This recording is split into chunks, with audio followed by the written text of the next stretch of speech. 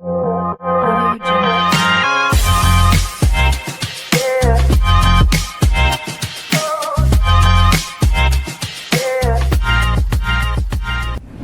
and welcome back to Awais Surahyo Show. We always bring you wonderful and effective topics. Today we are starting something called Hot Topic. Yes, we are looking at topics that we want to bring throughout the year that are hot or happening or making a big difference in our society. So today we are bringing something important on our show, which is called ARU. Yes, what is ARU? I'll explain shortly. However, this is something happening in different regions around Canada, particularly in Ontario. Why we are doing this? Because Ontario as a province is bringing some possibilities for homeowners and renters alike. If you are a homeowner, landlord, renter, or just interested in Ontario housing policy, this video is for you. So please watch till the end. At the end, we do have something to give away, which is amazing. As you can see, we have wonderful guests here. I myself is Awais Surahyo. I'm sure you guys know that.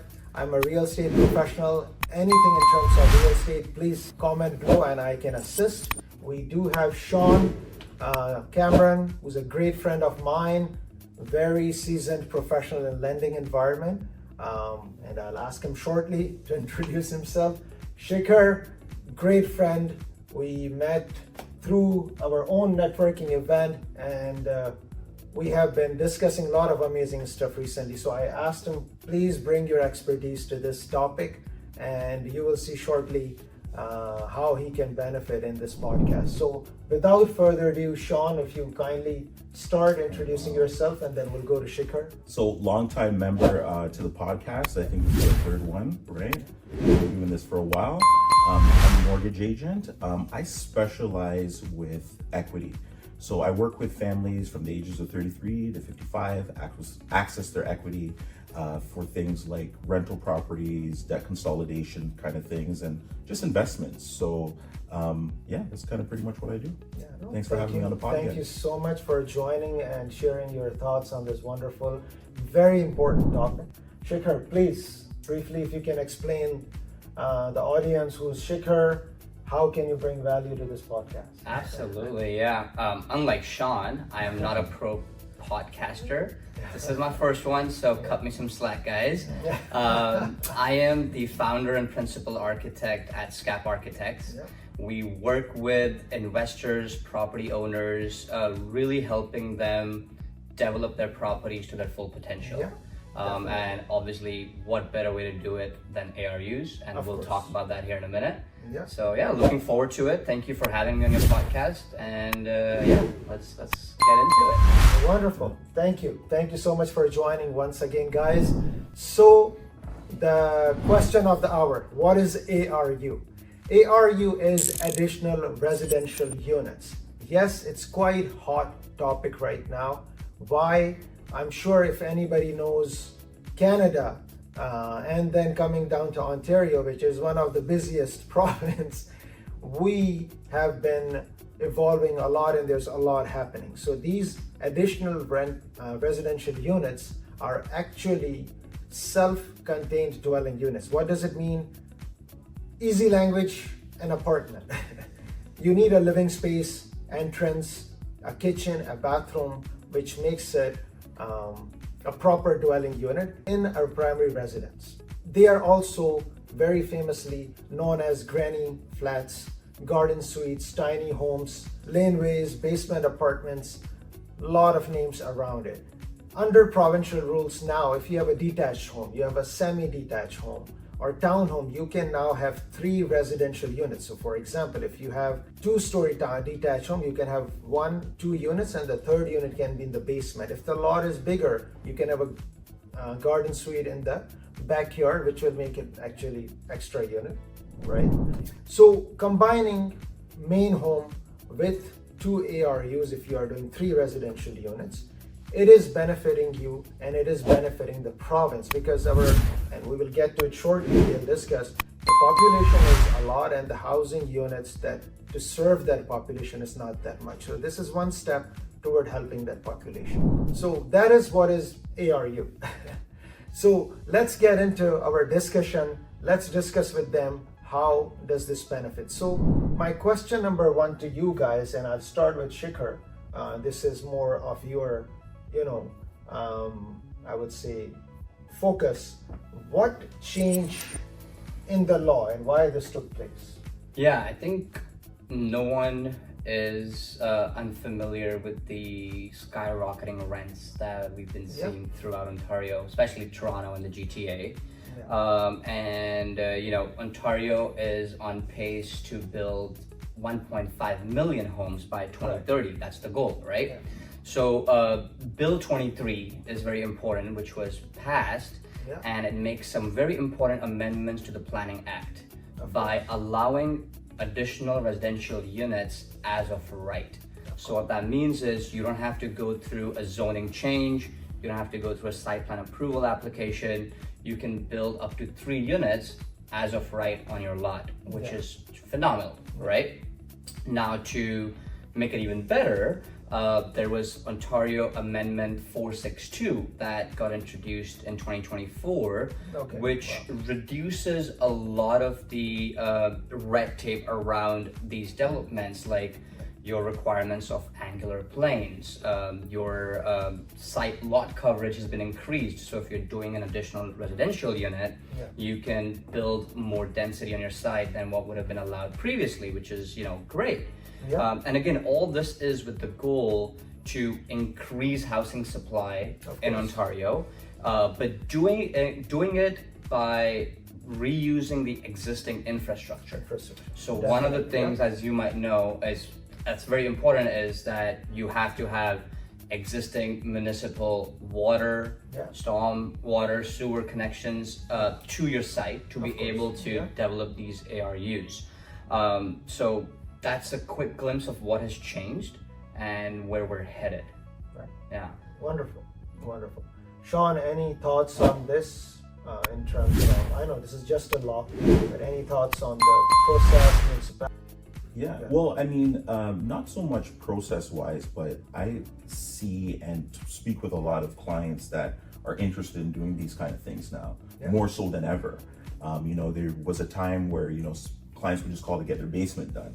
Now we're getting the question about ARUs and, what are they? Can I do them? So, that's definitely a hot topic. Wonderful. Yeah, so as both of them mentioned, especially Shikhar, you still have to connect with municipality. Doesn't mean this change happened, other process is gone. Still, you have to do your due diligence, your regulations, you have to get your permits, design done. So all those things still stay. If you are interested in it, of course, we can help you. Yeah, and just to add to that real quick, because I totally forgot, but yeah, you would still have to meet your Ontario building code. You would still have to meet your fire code, and like you said, you still have to go through your permitting process. It's just that now you can go straight to permit without having to do a zoning change on your existing property, which saves you a good 8 months to 1 year and a lot of fees. Yeah. Definitely. Thank you so much, Shikhar, for sharing that. I'll just give you an example and I'll take help of my friend. I just don't want to say anything wrong in terms of what's happening in the city. So there are different regions that have approved this already. For example, in Brampton, after adopting confirming bylaws, ARUs are allowed, but there are registration requirements, as I just mentioned. Inspection recall fees for failed inspections and parking rules. 1 extra parking space if 2 ARU exist in some cases. So I just wanted to share an example that what is happening in every city. Now, if you go to Waterloo, which is recently approved, it might be something different. So do your due diligence and move accordingly. Okay, so our next question to both of you is how this change for homeowners in terms of benefits or any concerns, tensions. So I'll start with Shawn this time. share with us some benefits that can help. Well, based on the clients that I've been talking to. So first of all, it's not like adding a pool, right? Yeah, of course. You add a pool to your backyard, there's permits you got to go through. Yeah. This is like something completely different and, just more involved. Of course. So, the first thing that a lot of homeowners benefit from when they do things like ARUs is the increase in property value, Of right? course, yeah. You're adding another unit to your existing property, you're increasing the property value. Definitely. Another main thing that I really see people taking advantage of is the additional income, right? And now in Canadian's economy, we need this additional income. So one of the things that these units create is, an additional income flow. Really good for like a first-time buyer, getting into their situation. They can live in one unit, collect some rent from the other unit. And mainly the last benefit that I see or that I've been experiencing is just a style of home ownership now has changed, right? Definitely, yeah. And you have family, you're starting your family, but our families are now evolving in the sense where, having a secondary unit for, let's say, like a grandmother, senior parents, or, even your own kid is becoming more and more normal now and is needed. So, with the help of an ARU, you can start accomplishing. A lot of homeowners are benefiting from this because they're, being allowed to do this. So it's really just in line with how families are growing nowadays. That is definitely great point. Shikhar, any touch? No, I think those are pretty comprehensive, Shawn. I think the only thing I would add to that is your house can now change with your evolving needs, right? So let's say you're a young family and you don't have a use for that basement. That basement can become an additional revenue stream, right? Down the road, maybe you have kids and now you want that to just become your home theater, right? There's nothing stopping you from doing that as well. So your house can change with your needs, right? And also like for the aging population, it gives us an opportunity to let them age in place, right? A lot of times we hear, people have to downsize or, move into a different house that's smaller, just for multiple reasons. But with this, now you can, take maybe one floor of the house. You can have either a family or a renter living in a second part of your house, which is a different residential unit, right? So it really changes and allows the aging population to age in place, which I think is just beautiful. It goes beyond the rent. It's just allowing someone to age where they've seen their whole life. I think it's a big thing and super practical because for myself right now, like my family lives with me. So we have our household. We've got family one and then we've got family two in our additional unit as well too. So I can speak to actually living in a situation where we've got two families. You need two units for that. So that's amazing. So other thing, coming from the perspective of province, why they are doing it is more flexible use of infrastructure, right? So people will have more use of water, sewers, transit. So that's another benefit. So other thing is now in terms of concerns and tensions, what do you guys think? I gotta answer this one. I gotta jump into this one. So again, sounds great. Additional unit, great. Extra income, great. But in Ontario right now, as a landlord, we know that's something of a little tension, right? So when you have now an ARU, potentially depending on how and who you are identifying as your tenant, you can get into some landlord issues, right? And it's one thing to have landlord issues, let's say at a rental property you have, maybe 2 hours away. It's another thing to have landlord issues with a tenant that is maybe on your lot. So, again, not everything is perfect. This is one of the concerns that I see as a potential concern coming up with these types of things. I think one of the biggest ones people always talk about is neighborhood densification, right? Like, what is the character of these buildings going to be like? Are they going to be out of place? Are they going to blend in with the neighborhood? And up until now, the neighbors could actually go and say, no, I don't want this built here, right?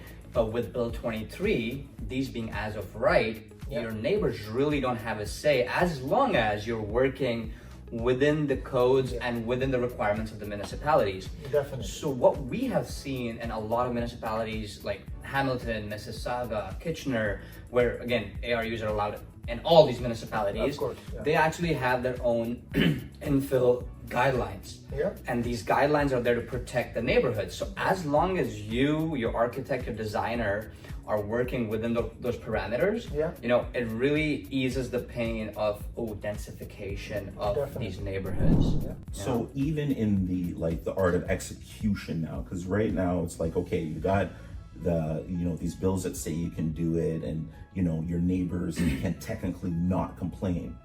Technically, they can complain too, and they can make your development project an absolute nightmare. So, maybe a word or a tip to the people that are thinking about this, think about the existing community that you're doing it as well too, right? There's two sides to this here, right? You want to go into your development, you want to go into your project being as respectful as possible, like you would expect if somebody was doing it in your neighborhood. So that's something to consider as well too. It's not always perfect. No, and some of the items I put it there, some concerns may come in terms of short-term rentals versus long-term rental. Neighborhoods, there are older neighborhoods, and a lot of people are just homeowners, and some people have started doing this. These questions may come up then. Municipal resources, there has been some challenge with us recently. In last 5-6 years, population have increased, and the services are getting strained, infrastructure is getting strained. So I think those are some other concerns or tensions that can happen. So now coming to very important point, and I think your expertise will come here, and you can touch base on it as well, Shikhar. Lending and financing of ARU. So that is a very sought after perspective, just because where am I going to get the money to start all this stuff, right? Hey, I want to build a house here. Where do I get all the money to start all that stuff? The money. And it's really no different than funding any other project, right? We've got to look at our starting point, right? Is our starting point you've got some capital, maybe in a savings account, or maybe in a stock account that you can liquidate and start your build, right? That's pretty very general, easy starting point. Or if you don't really have any liquid funds, maybe you have equity in your home, right? And if you have equity in your home, there are you can refinance out, take that equity and start your build. Of course. And more we're starting to see, and this is the refreshing part, we're starting to see a lot of lenders adapt and make this process a little bit easier. And when I say that, I mean, there are lenders out there that are providing products that one could take advantage of if they're looking to build. And these products are typically interest-only products. They almost work like construction loans. And when I say construction loans, meaning they'll provide a budget or an allotment to you based on the after repair value of your home. So they'll take a look at, okay, well, if we add this infrastructure to the existing property, what is the value? What is the after repair value going to be? And finance you accordingly. So there's a couple of interesting ways you can kind of get into this based on your starting point. There's not a one size fits all type of answer. And mainly, you want to look, when I work with people in financing these projects, we're really looking at how do we make the money work efficiently? Because in projects like these where we've got a build element to it, there's time, right? And money's bleeding. You want to get things done as quick as possible and the most efficient as possible. So, in situations like these, we're always taking a look at, what is our client's starting point? Where do they have this equity? And, what's a realistic time frame that we can work in? So, that's just a bit to touch on financing. I think to add to what you're saying, Shawn, I think just from personal experience too, definitely. I feel like these type of projects can be very varied in the sense, depending on your appetite for the investment. Obviously, we've talked about some typical examples you mentioned, you can break your existing house into multiple units, you can do the basement, you can do the garden suite. Now, these are all good starter projects to get ARUs, additional units within your existing household. Now, some municipalities allow you to do 4-plex. Some municipalities even allow you to do 6-plexes, like Toronto, right? Now, in that, your cost of construction obviously goes up substantially, and you can talk about this as well a bit, because I'm sure you're doing projects in that space. But I just want your listeners to know that you don't have to just stop at modifying your existing home. With these bylaws and these policies, depending on your appetite for how much money you want to put in, you can do much more too. Like you can do 4-plex as of right. You can do a 10-plex in some zones as well. So I think that's something I think we haven't talked about, but is also a pretty big potential coming out of all of this, I feel like. Lastly, I'll mention, and this not getting into the mortgage or lending nitty-gritties. Everybody knows you have to go to a professional, you have to apply, you have to get through the paperwork and everything. The important thing here is when you do multifamily or ARU, you do need to go to a professional. Now the professional has to be experienced professional, right? I mean, a lot of times we saw people, oh, this didn't work out, because you didn't go to the experienced professional. Because I'm sure you have seen mortgage broker level number 1, level 2, that is there for a reason. The reason is level 1 does very basic financing. If I'm doing the financing for a home, husband, wife, both have income, I'll put everything in and will approve them. But when it gets to 2 properties, 3, ARU, multifamily, somebody like Shawn or any experienced professional is very important. So my only share is work with experienced professional who knows about these projects, who has done applications in terms of multifamily ARU, more than 1 property, regular income, self-employed income, because then it'll make your life easy as well. And then you get into the part what Shawn said. Right. And just to add on to that, shout out to the people that are trying to do this on their own. Right. Like, hey, if you you think and you want to go out there and you're like, hey, I'm gonna do this by myself, I'm not gonna seek any direction, shout out to you, do that. However, what we've learned, when you can assemble people that have already been down the path, that in turn, not only is going to save you time, but it's going to save you some dollars as well too. Definitely. Right? And assembling a power team to maybe do your first would be a direction that I think is reasonable. Now, again, if you want to do it on your own to start, go ahead, but don't, get upset when, your project is taking a little bit longer, or you're having to you're a little bit over budget, right? These are some of the things that can come with that. Definitely. I just want to piggyback on what Shawn said, right? A lot of people come to me and they ask, hey, what's one of the biggest lessons you've learned? Because we've done this so many times with clients. And funny enough, it's not an architectural lesson. It's the biggest lesson we've learned is, before we put pen to paper, we always ask the client, hey, let's figure out your financing, right? Last thing you want to do is work with me or your designer, anyone, and spend 3 months, 4 months doing the design, doing the permits, and then at the end be like, oh, I don't know where I'm getting the cash from, or I thought I could get cash from here, but I can't. So now when I have people approach me, the first thing I say is, hey, let's get your financing figured out. At the end, we will share now some of the important tips for homeowners or renters that also helps you when you consider ARU. So guys, any tips for homeowners when, let's say, they want ARU, they want to move towards it? Any tips from you guys? First and foremost, figure out your zoning requirements. Definitely. If you already own a house, that's pretty easy. Go to your city's website, they have the zoning laws there. You can easily look what yours is.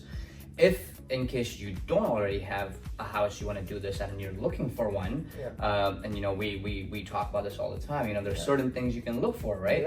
And this more than anyone, having a deeper lot helps, because then potential for a garden suite. If you have a lane, potential for a laneway suite, underutilized basement, so those are just some of the things, you or your realtor should be looking at, Definitely, yeah. if that's your intention. Tip, suggestion. So when I think of this, I think of the the person that's watching the podcast right now has very limited knowledge on financing, very limited knowledge on architectural stuff, very limited knowledge on assets, but wants to do it. My tip is, reach out to a team, reach out to us, so that, we can help you evaluate, your situation, in more detail, because, I'm of the background and the opinion, hey, you know what? I know I want to do this, but I don't have all the tools to get me there, and I need some help, and I'm not afraid to ask for it. So my tip would be to just reach out to people that, or reach out to people that have done this already, so that they can help provide some guidance about the steps to take, because something like this is not as easy as just putting a pool in your backyard. Even though putting a pool in your backyard, you got to get some city stuff, some permits and things like that. Very low level. We're talking about another unit potentially in your backyard, or adding another unit to your home. So get the right advice, and seek people that have done this already. So whenever you're planning to do this, you have to connect with somebody. If you own a home, you still need a contractor. You have to go to your city. Let's say you are in Mississauga, you have to go to city of Mississauga, get the information. You will need a financing professional if you have to refinance, get the funds or line of credit, etc. But if you are buying a home, then you need realtor as well. So depending on your situation, act accordingly. Some of the benefits I put down were do your due diligence. Going to municipality, you will know that what regulations apply, permits, playing for the safety, right? And compliance according to all this. Keep good records. If you are doing all this, make sure your permits, everything is in your hand, because sometimes things come up. Absolutely. We were doing just a legal basement and the neighbor came, hey, you cannot do it. Yeah. And then I'm like, here's the permit on the door. Good relations with neighbors. Key. Important. Very key. Always. Because they can make your build, or they can make your development a nightmare if, we don't have good relations. And sometimes that's, uncontrollable, but where you can, good relations. And the point to be noted here is, before you do this, maybe consult with your neighbors. Pre-consult with your neighbors, get to know their thoughts, and that might help. Maybe your neighbor also wants to do it. Hey, instead of one, you both are doing, it helps, right? It's two brains are better than one. So those are some of the things. Last touch point is Residential Tenancies Act. They do apply on rentals. I think there are some exemptions on ARU, so it'll be better for you to also check that. So I think there was a lot of information, guys. Thank you so much. That wraps up our video. Just to recap, we went into ARU, additional residential units. It's a new change in Ontario housing plan or policy. Of course, there has been changes all over Canada, but mainly in Ontario. Because it's a lot of information, if you have any questions, comments, please let us know. I think the important thing we were discussing is type my ARU, and we, as I said, we have a giveaway. We will be sharing a guide? Yes, we have a 5-page guide, which has got all the information we talked about today, some best practices for you. So we're happy to share it with you guys. And like you said, what are we commenting? My ARU. All right. So comment below my ARU and we'll share that guide with you. Thank you so much for watching. Please do not forget to like, subscribe, and hit the bell icon. And share this video, guys. This is a great information, honestly. It's my podcast and I'll be sharing with people because we are summing up a lot of information in just 20 minutes. So it's a great information to share with people. We'll be coming up with more topics. If you have any suggestions on the topics, please comment below as well. That's it. Thank you so much. If you have nothing to say, thank you from Shawn, Shikhar, and Awais. Happy investing and stay happy as well. We'll see you in the next episode, guys. Take care. See you guys.